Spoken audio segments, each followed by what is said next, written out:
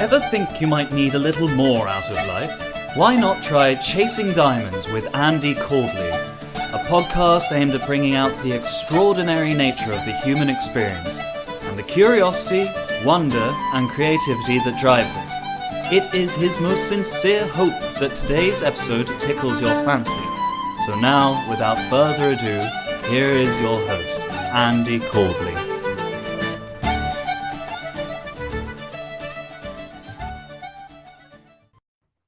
Thank you so much, Ron. Always a pleasure to hear your voice.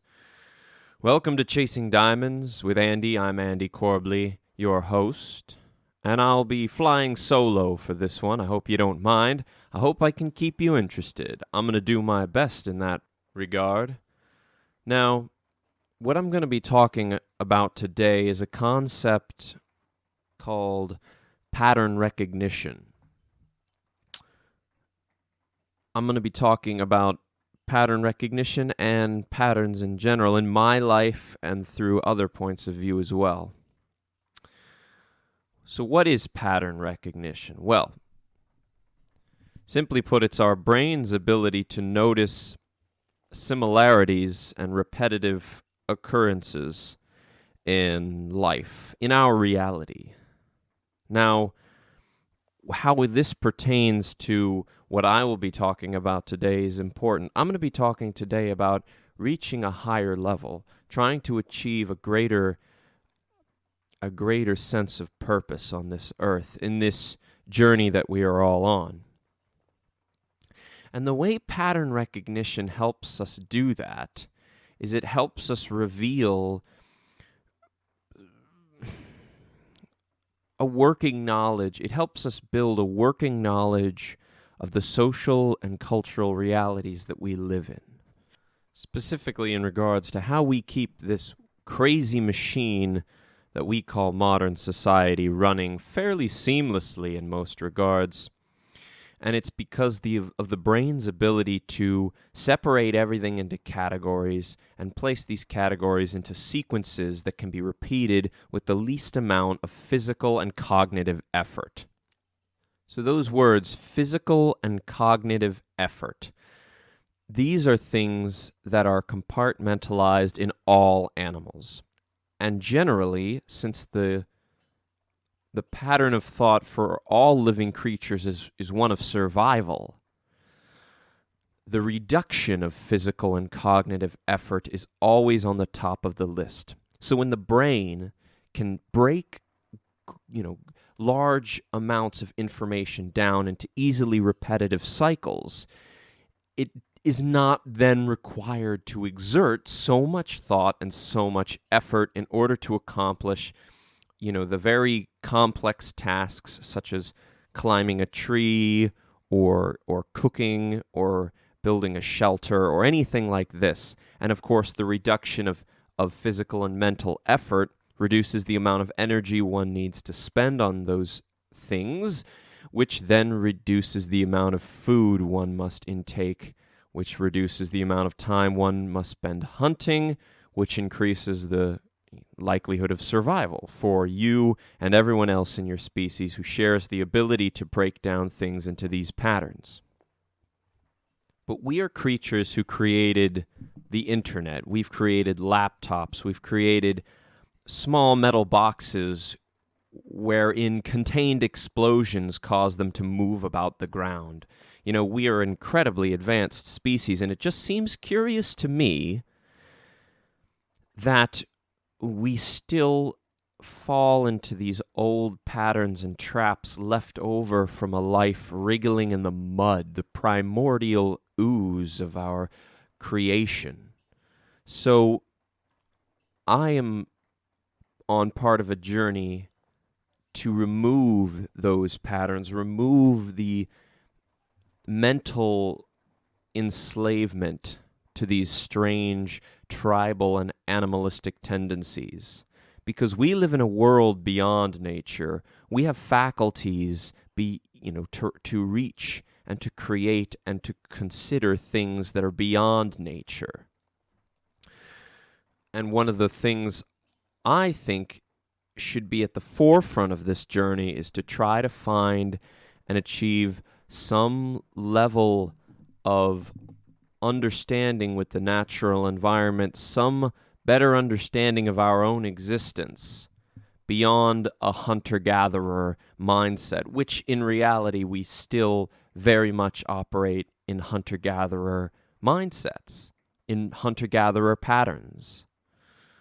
But we can achieve more, and we're the only species who has ever existed that can achieve more.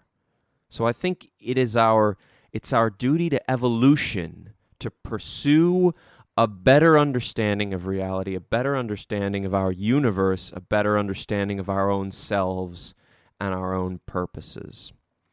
Now, recently, I don't feel that I have any authority to speak on this subject because I'm not a tenured professor of psychology or sociology or evolutionary biology, which are the three disciplines that I'll most often cite in the course of this ambling, we'll call it. However, I do feel that I've reached a moment of my life where I have the ability to recognize every pattern in my own life. And you know, it's funny how often I seem to correlate these with the Matrix. If any of you listening have seen the first Matrix, there's a moment where Neo finally realizes what the Matrix is, and he flexes his shoulders and the walls move, and then it looks through his eyes and he just sees everything as code. And so there's a weird parallel between that and what I'm talking about today, which is that I have the ability to recognize all of what my brain has engineered to do in order to make us such a successful species. I have the ability to recognize all that. Some people have the ability to recognize some of those patterns. Some people have the ability to recognize only patterns in other people, and they don't have the ability to look at themselves in a critical manner. And that's the whole purpose of this episode, is to teach, not to teach because as I said earlier, I have no grounds of authority on this subject, but to maybe inspire those listening to seek a greater understanding of their own self, their own makeup. So I want to go over some examples of pattern creation and pattern recognition in our own lives. Things that we can very easily identify that will set us on the path towards discovering deeper patterns of meaning and deeper patterns of action and thought. And that is through quite easily explained through our political system. So we as Americans have just gone through a very interesting moment in our history. We've recently had an election where we chose, the governing body of the American people chose to elect an outsider, someone who has no political authority or experience. And many people are worried that this outsider will cause great damage to our society and to the progress that we feel we've made over the past, 250 years or however long this country has been around. Now, politics is interesting because I think it's probably a subject that most people feel they can debate and discuss with great fervor and with great authority, despite the fact that many of us know very little of what it actually takes to govern a society as complex as the United States of America, or even a state in said United States. And I think this does a really great job of summing up political patterns of thought. So picture you are living in a village, right? Because all of these patterns of thought were developed in a time where we lived in tribal communities of 150, 200, maybe as small as 30 individuals. And we were working towards, communal survival and communal accomplishment. So picture yourself in a village, and you are an individual who holds great value in democratic ideals. And everyone in your village does as well. Now imagine somebody, your neighbor, comes up to you one morning and expresses concern over a Republican individual who has moved in to your village.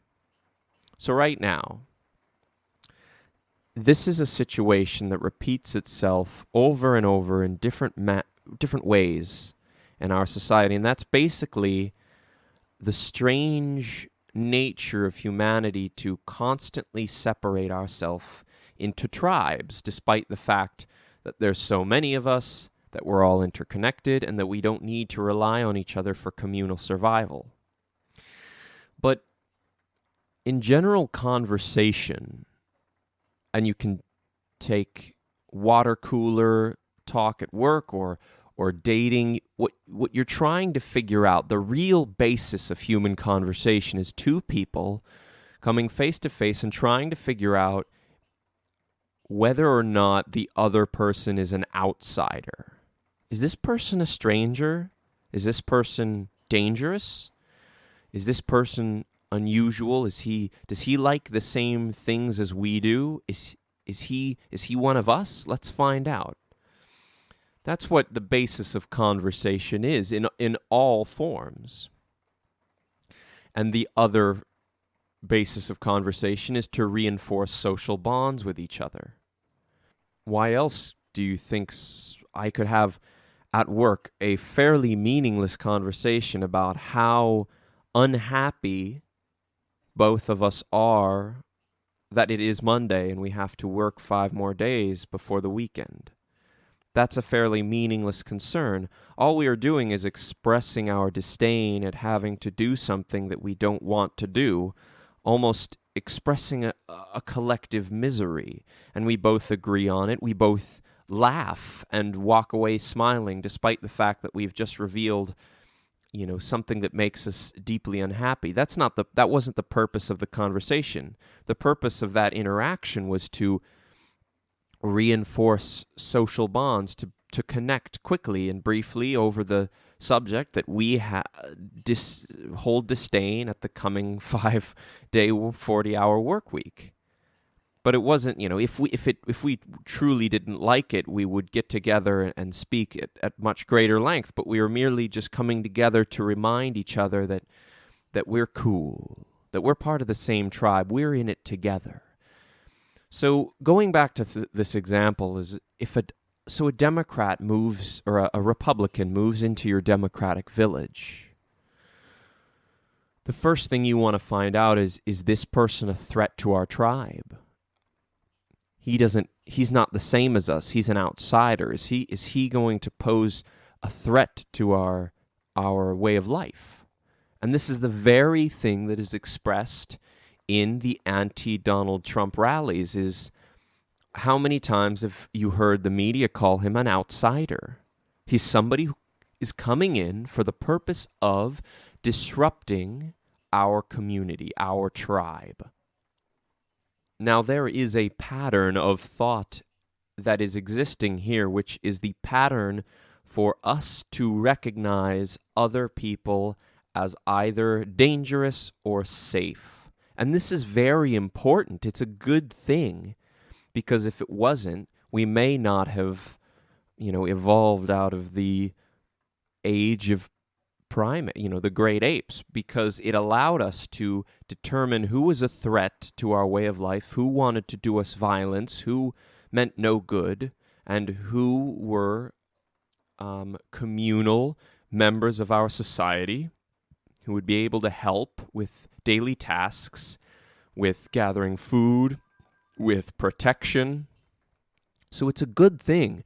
But what is not a good thing is a lack of ability to recognize when we are interacting with people on a level of a primate. You know, when you interact with somebody who's a Trump supporter, if you voted for Hillary and you are a liberal American and you interact with a Trump supporter, it's important to recognize when you are relying on those primate instincts in order to to reduce the cognitive and physical effort required for this interaction. For example, you might not know why he voted for Trump. It might not be because he hates other races, is prejudiced against women, or whatever assumptions you may make, which is another form of pattern, is you pick up one or two aspects about this individual, and your brain, in order to save the energy of having to ask and gather all of this information on this person, your brain fills in all of the blanks. Your brain makes a huge sweeping assumption that because he voted for Trump, he accepts, racism and all of these things that the liberals are accusing Trump of as commonplace in this individual's reality. But in fact, that might not be true at all. But your brain is working on a pattern that fills in all of the blanks, all of this person's personality, so that it doesn't require as much effort, therefore it doesn't require as much energy, which doesn't require as much food, which increases the likelihood of survival. And the problem comes when a human being has the ability to recognize those patterns in other people, but doesn't have the ability to recognize those patterns in themselves. What we want to be able to do is we want to be able to recognize when we are talking to a person as a human being, as a very unique creature with a much higher understanding of the universe, and when we are talking to another individual as a primate, relying on patterns of thought that have existed for millions of years, because those are not required anymore. Another aspect of this patternization of thought and interaction is the constant need for human beings to group everything they see into categories. Now, especially in this day and age where the word identity is very often used and can take a myriad of different forms, it can take an almost unlimited amount of forms. And this falls in very neatly with the human tendency to, as we were talking about earlier when regarding strangers, to be able to make quick assumptions about the rest of the person's characteristics. So, for instance, one might say that my identity is I am a white male. I am a white heterosexual male. I am a white heterosexual male American. And one might assume, by all these identity factors, that I have lived a privileged life, that I don't understand suffering, that I'm probably well educated. But the reality is that they have no idea what course my life has taken. And it would be the same thing if it was a black male heterosexual American. You might assume that he has grown up amidst struggle and oppression, when in reality he may have had a much better upbringing than me. But again, your brain is trying to save energy. It's trying to save time. It doesn't want to ask a million questions. It just wants to find out the base essentials of this person and then fill in all the blanks with correlating stereotypes, right? People who live in impoverished communities tend to be black or Latino. So they use that. Your brain uses that stereotype to fill in the blanks. But that's really not, in this very complex world, what we should be relying on when interacting with each other. I'm also a son, I'm a coworker, I'm a brother, I am a teacher when I used to teach, vocals. So your identity doesn't stay in one place. It constantly changes and takes on different aspects as you go through life in different areas of your life. So it's very irresponsible to judge somebody on one or two or three or four aspects of their identity because you don't know the 1,000 other aspects of their identity. They might be a white, heterosexual male American, but maybe they have dual citizenship in Libya. Like, there's 1,000 trillion different combinations of identities and personalities that one can have. It's a terrible compass for judging an individual. But going back to the example of how your identity changes throughout your life, a perfect example of this would be if you asked anybody who had ever been to school for a recitation of the various tribes that form when you put 500 young, impressionable, human sponges into a building, and they're all learning, they're all growing, they're all experiencing different things, you'd get, what we know from movies like The Breakfast Club, the jocks, the nerds, the preps, etc., etc. But it just goes further to reinforce the fact that tribes will form in every aspect of society, every step of the ladder, everywhere in the world and every culture. Groups of like-minded individuals will come together and form some kind of tribe. And this is another pattern that repeats itself all over the world. And it's part of our ability to recognize these patterns that you have the disciplines like psychology and sociology like we have today. And they have all recognized different patterns that pertain to their own field of study. But I think it's when you put them all together that you achieve a better understanding of the human mental tendencies that must be overcome in order to achieve a greater level of existence. If we continue with our political subject in regards to patterns, you'll find that pattern recognition is the most insidious and the most prevalent in things like ideologies. So, Jordan Peterson, the tenured professor of clinical psychology at the University of Toronto, had a great line. It was, ideologies give you a 2-bit answer for everything. And that's really true, and it plays on our own ability to create and recognize patterns and follow patterns subconsciously. For instance, if you hold one or two political ideals that would lean either to the right or left side of our American political spectrum, the brain makes an assumption then that the other policies of which it has no knowledge of, this politician will probably support that which I would support if I had that information. And again, that's just, imagine the kind of cognitive and physical effort and time it would take to learn your stance on every political issue. Everything from taxation to infrastructure to immigration to foreign affairs. That's a tremendous amount of effort of all kinds. And your brain just doesn't want to do that. It doesn't want to expend that much energy for any task.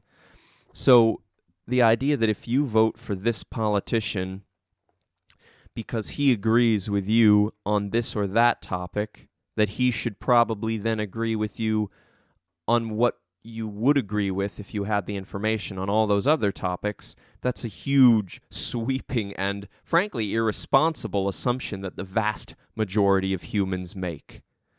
And this is the whole basis of ideologies. This is why ideologies work.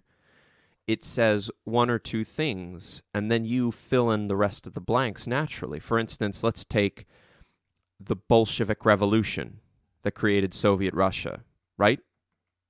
The czars and the aristocracy have all the money, we're poor. Do you like that? Well, no, you don't like that. You don't like being poor, and you would prefer to have more freedom. We want to create a government where everyone is equal. Everybody works together. Does that sound nice? Well, yeah, that sounds nice. That sounds way better than this 1% of glorious aristocrats ruling it over the rest of us. If we all worked together, we all shared alike, that's brilliant, right? And those are the two things. And then they didn't tell you about the massive waves of arrests and the work camps and the murder and the torture and all of the things that come with running a huge state like the Soviet friggin' Union. And of course, all of that violence was absolutely necessary and absolutely part of the plan, because there's no way you can vote the czars out of power. You can't vote the aristocracy out of power. But they're never gonna budge. They're not gonna adjust their way of thinking.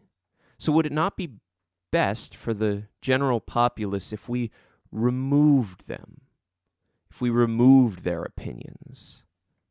Because they're invalid, they make no sense. Why would we listen to them? So we remove that, right? So then they seize power and usurp the czars and usurp the aristocracy.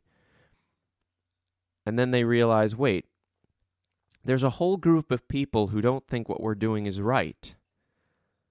Wouldn't it be better to remove their opinions as well? Because if we didn't, they would surely raise their opinions against us. And that wouldn't be good for us. So let's remove them too. And so they removed the intelligentsia. They removed anybody who had been to university. And then you have a police state. You have the worst possible existence for a human. You have the Soviet Union, or you have Mao's Cultural Revolution. You have Pol Pot in Cambodia. You have Kim Il-sung in North Korea. You have the worst places to exist on this earth.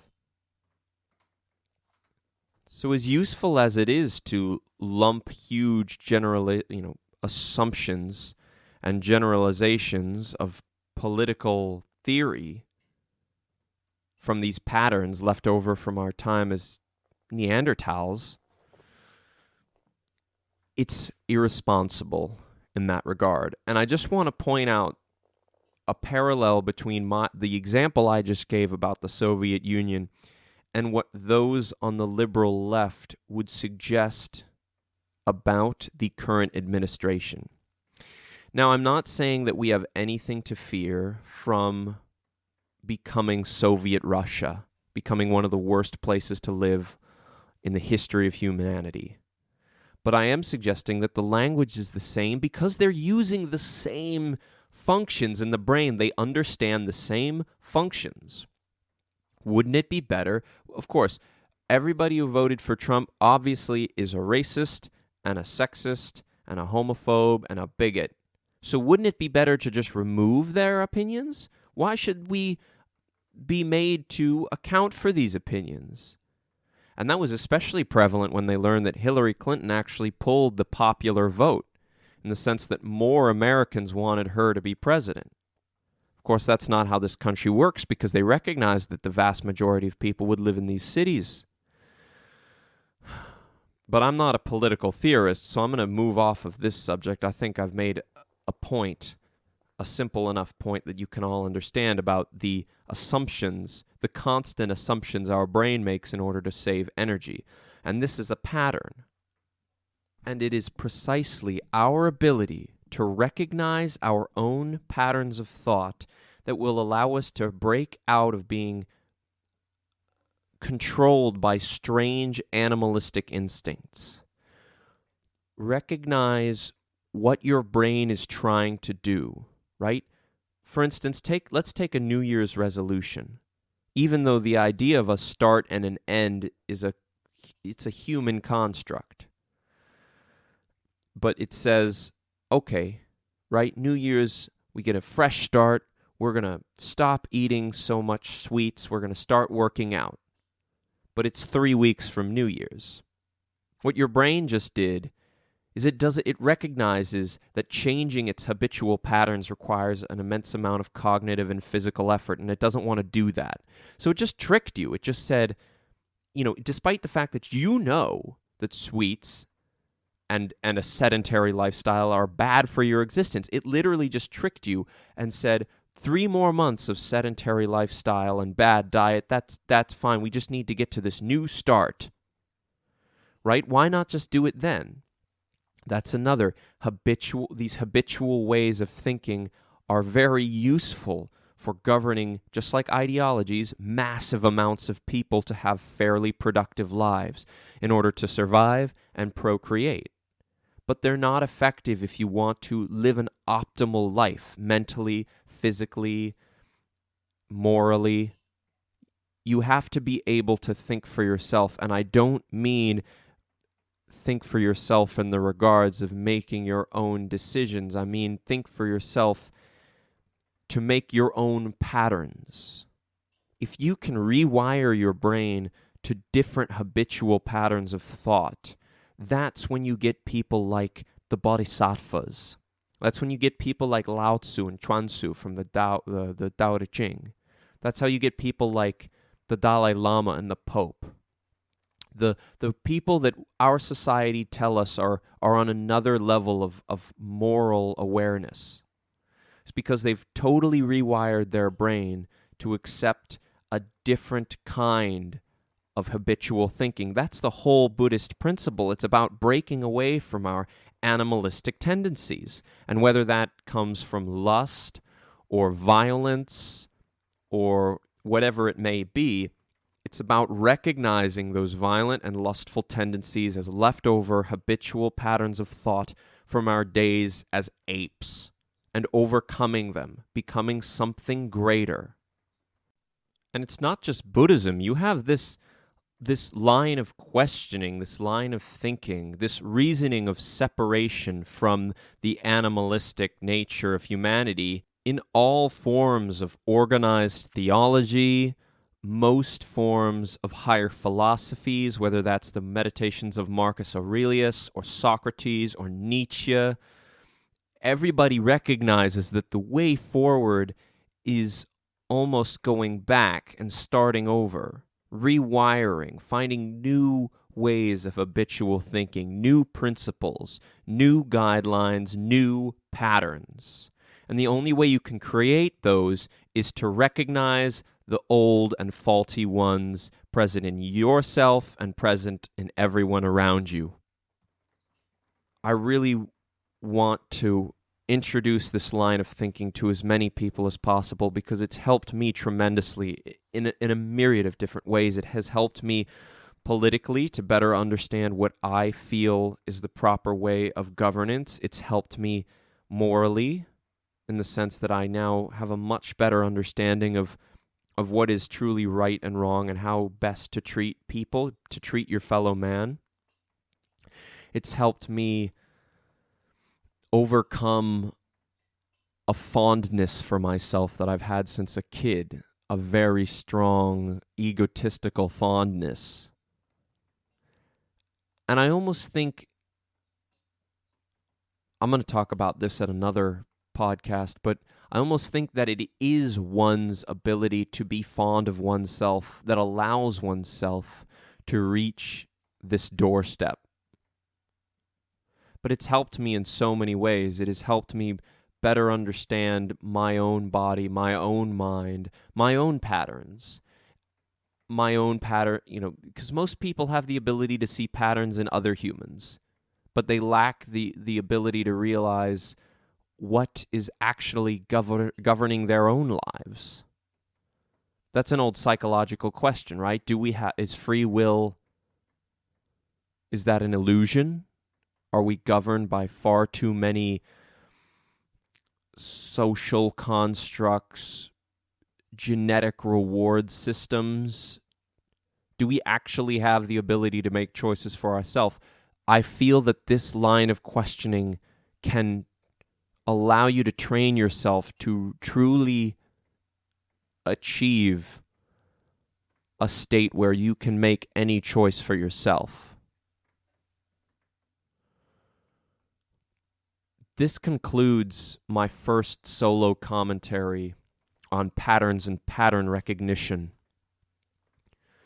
It's all part of an essay I wrote recently that I'm going to release soon on my website, or not my website, my Facebook page, Chasing Diamonds with Andy. This is fairly uncharted waters for me. It's very easy for me to sit down with a guest and ask them questions about their life, but just my own volition, my own ability to speak and keep people interested. I don't know if I possess this ability. So if any of you listening to this could send me feedback, I'd highly appreciate it. Whether you enjoyed it, whether you think I'm being too pretentious, whether you thought I was too repetitive in my making of points, whatever thought you have, I would greatly, greatly, greatly appreciate hearing it. I plan to have some other kinds of commentary to come up, one episode per chapter of this essay, I think, of which there are 3 currently. And I think that's all there will be, about how better to organize your own thoughts for personal growth. But that's all for me. Thank you all so much for listening if you've reached this far. I truly appreciate it, and I hope that you can take something away from this that is useful. And I'll see you next week for more introspective thoughts from Andy, or an episode of the podcast I've been excited to do, which is interviewing young 21st century Christians to see how they interpret such an old and strange line of thinking, ideology, moral compass, etc., into such an extensive existence that we have today, right? Because we're not farmers anymore. Anyway, so that should be a lot of fun. But whatever it is that comes out this week, I hope you'll be there to join me. Cheers.